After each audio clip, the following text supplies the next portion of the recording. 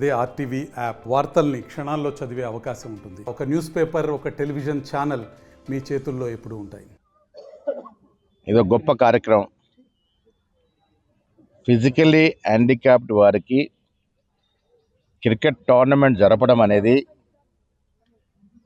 ఆయా క్షేత్రంలో ఉన్నటువంటి వికలాంగుల మిత్రుల్ని, యంగ్స్టర్స్ని ప్రోత్సహించడానికి అఖిల భారత అధ్యక్షులు లోహియా గారు, ఇక్కడ హైదరాబాద్ చాప్టర్ అధ్యక్షుడు అగర్వాల్ గారు, మా ఇర్ఫాన్ అజీజ్ గారు ఒక వినూతనమైనటువంటి ప్రోత్సాహ కార్యక్రమాన్ని నిర్వహిస్తూ ఉన్నారు.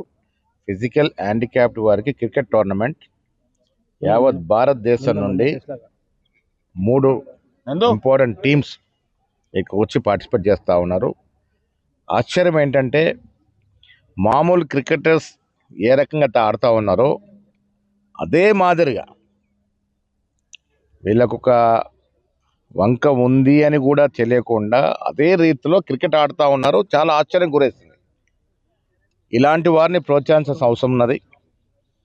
రాష్ట్ర ముఖ్యమంత్రి గవర్నర్ రేవంత్ రెడ్డి గారికి స్పోర్ట్స్ పైన మక్కువ ఎక్కువ.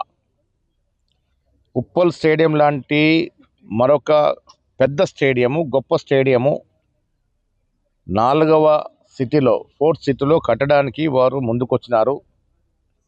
దానికి సరిపడా స్థలం ఇవ్వడానికి కూడా వారు ముందుకొచ్చినారు. ఇంకొక పెద్ద స్టేడియం హైదరాబాద్లో క్రికెట్ కొరకు రావాల్సిన అవసరం ఉంది. వాటికి స్పోర్ట్స్ మీద ముఖ్యమంత్రి గారికి అభిరుచి ఉంది కాబట్టి భవిష్యత్తులో క్రికెటే కాకుండా ఇటీవల మేము నిర్వహించిన జాతీయ కరాటే ఛాంపియన్షిప్ కూడా వారు సహకారం చేసినారు.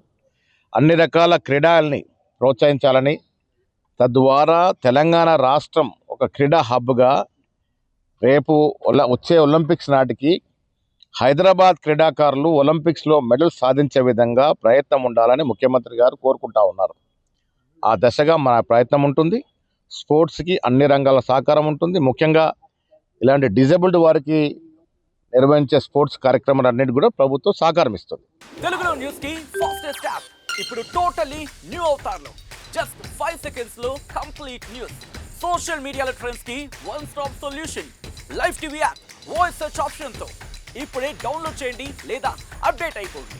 యాప్ లింక్ డిస్క్రిప్షన్ లో ఉంది.